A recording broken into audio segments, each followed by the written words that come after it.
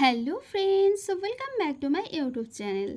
স্বাদে ভরা বাঙালির হারানো ঐতিহ্য এবার বাড়িতেই। চিংড়ি ভাপা বাঙালি রান্নার এক অসাধারণ এবং প্রিয় পদ, যার সুঘ্রাণ এবং অসাধারণ স্বাদে যে কেউ মুগ্ধ হয়ে যায়। সহজ এবং কম সময়ে তৈরি করা যায় এমন একটি রেসিপি পরিবারের সবাইকে এক মুহূর্তেই খুশি করতে পারবে।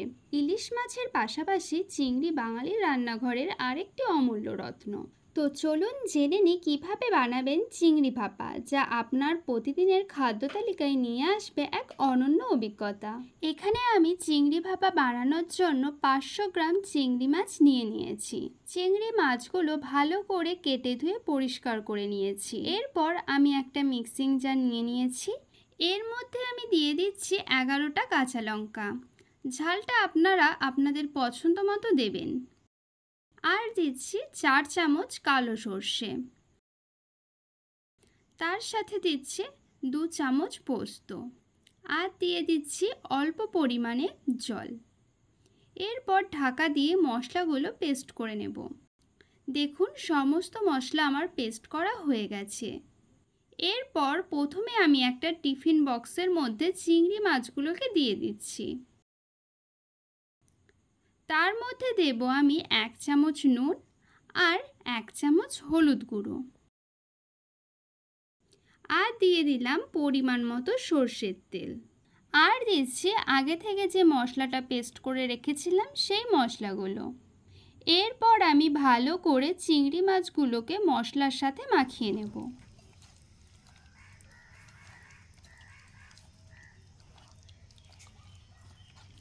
দেখুন, চিংড়ি মাছগুলো কিন্তু মশলার সাথে ভালো করে মাখানো হয়ে গেছে।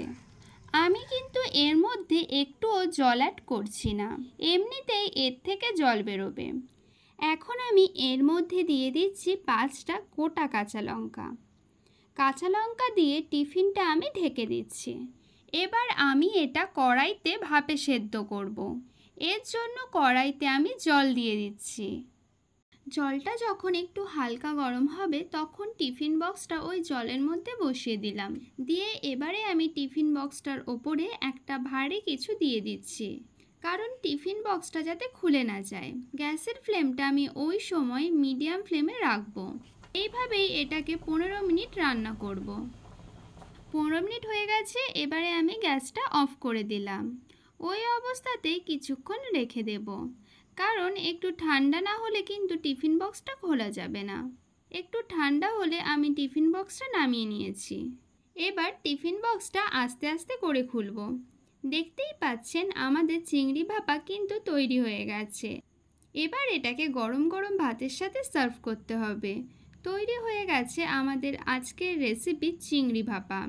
দেখুন, কত কম সময়ের মধ্যে চিংড়ি ভাপা তৈরি করে ফেললাম।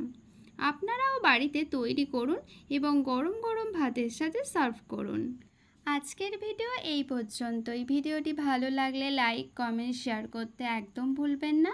আর আমার চ্যানেলে নতুন হলে অবশ্যই চ্যানেলটিকে সাবস্ক্রাইব করে রাখবেন। ধন্যবাদ। সকলে ভালো থাকবেন, সুস্থ থাকবেন।